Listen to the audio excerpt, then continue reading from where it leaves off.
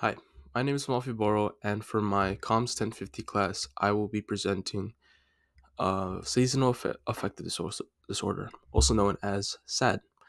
And I find it kind of ironic that the name or the acronym for seasonal affective disorder is SAD, as it often occurs for individuals experiencing depression and also can cause symptoms of depression. Now, to begin with, I'd like to help explain my credentials. Throughout my lifetime, I've always been interested in understanding the human mind and psychosocial development. One of the main factors I saw throughout high school was that during the winter period, especially during the colder seasons, people tend to be a bit more secluded and a bit more depressed. Now, this topic is often sensitive, and I forgive me if I make anything seem a bit more insensitive or if my manner of speaking comes in a way that's insensitive. So back to my credentials, it's that I've often noticed that during the winter period, kids my age or my fellow like high school students, they often felt a bit more depressed, a bit more feeling of loneliness, and would often supplement that with either going out, video games, or any of the sorts.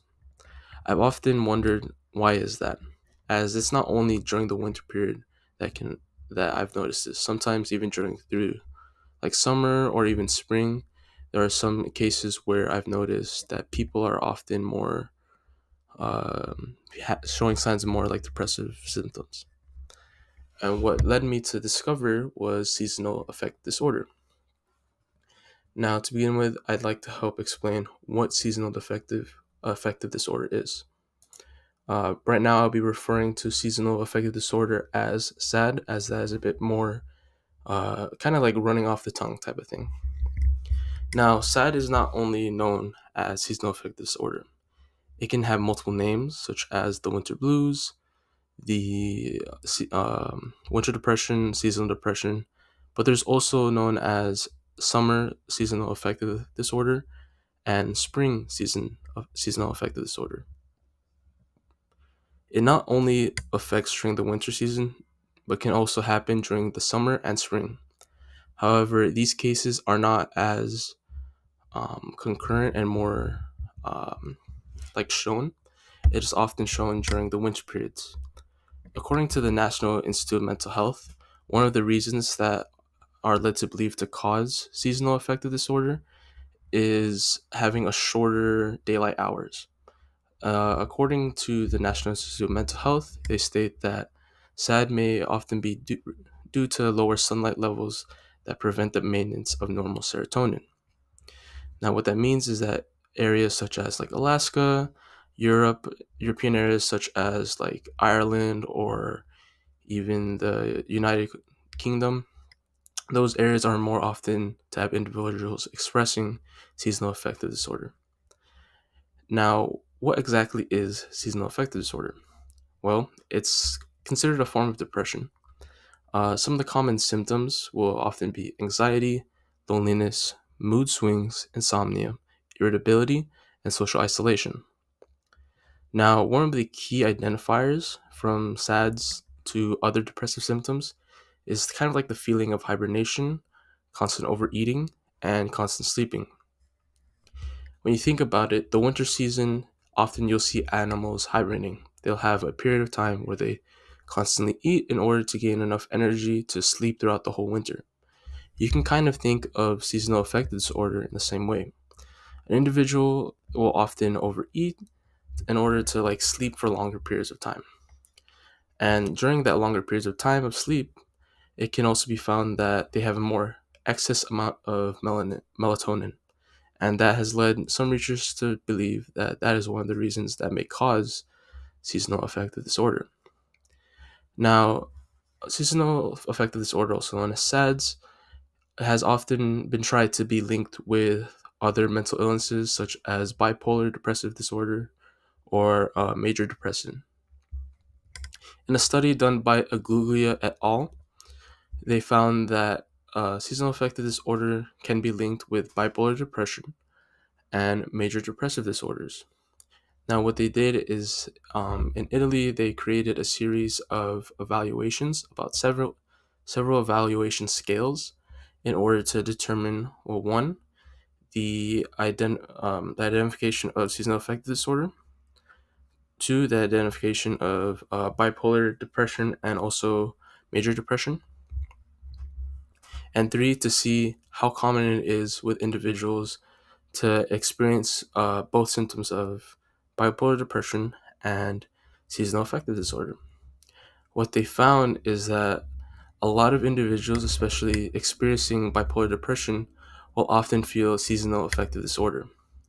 Now, the significance of understanding the study is the fact that while although this can be a relatively new understanding, seasonal affective disorder, it is somewhat rather serious. That is, it can cause feelings of wanting to end your own life or having that social isolation. And generally, for society, I don't believe that to be well. I believe that people are often meant to socialize, but either certain traumas or certain environments do not permit that. And so I'd like to kind of like help inform individuals more about this to help kind of ease them into understanding how, one, how a person may feel, and two, how to kind of address this type of situation. Now, a counter to this study, it was done in Portugal in 2021, around the same time as Aguglia studies. And, they mention in their study, they try to link seasonal affective disorder to mental illness. Now, mental illness refers to a general um, or a marginalization of mental illness such as bipolar issues, depression, schizophrenia, and the sorts. Now, what they did, rather than having a much more generalized sample, they have a much more focused sample, mainly looking towards individuals attending higher education and vocational practices. Now, for their sample, the age range was around early 20s to late 20s, so about like 22s to 27 years of age. And they also assessed whether or not they were married, unmarried, man, or woman. Now, in their study, they found that out of the 342 sample, they only found there to be about 41.7% to be experiencing seasonal affective disorder. And out of that 41.7%, only about 20, 26, 27 are experiencing both seasonal affective disorder and psychiatric morbidity. Now, while although this number it's a very small number, it may not seem as significant, but that does not mean that it's not important to understand the reasons and the links to this. Now, one thing to take note of during their research study and during their accumulation of results, their questionnaires and rating skills that they used are identified to be a bit more not as accurate. According to them, the researchers, they believe that the questionnaire scale and the rating yes or no scale tends to have a bit more of a reduced accuracy due to the fact that it's not occurring in the present. What I mean by that is that their study often has the individual to kind of think back to the moment in time where they're either experiencing seasonal affective disorder or having a higher rating of a psychiatric morbidity. Now, the reason being as to why it's not accurate is because that moment of looking back tends to kind of be more adjusted or tweaked in a sense that the individual thinking back may be altering their memories in sort of way where they're either misremembering a moment or misunderstanding how they were either feeling or what was happening in that moment. Now, the importance of this is to understand kind of the environmental factors that may cause both seasonal affective disorder and psychiatric morbidity. With the students that they identified, often some factors that are largely affecting them are stressful factors such as higher expectation on the individual, balancing school, social, and work life, and trying to achieve either their goals through the hardships that they experience. The importance of the study and what I'm trying to inform you as the audience is to identify how a person may be feeling. There are a multitude of ways a person may be feeling, and one way are showing signs of depressive disorders.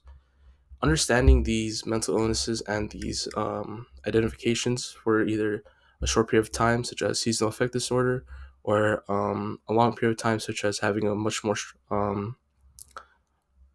serious mental illnesses, are factors to think of when trying to take care of an individual or to take care of like your patients. We as students for nursing are often linked with holistic care and having a much more understanding and careful care with a patient.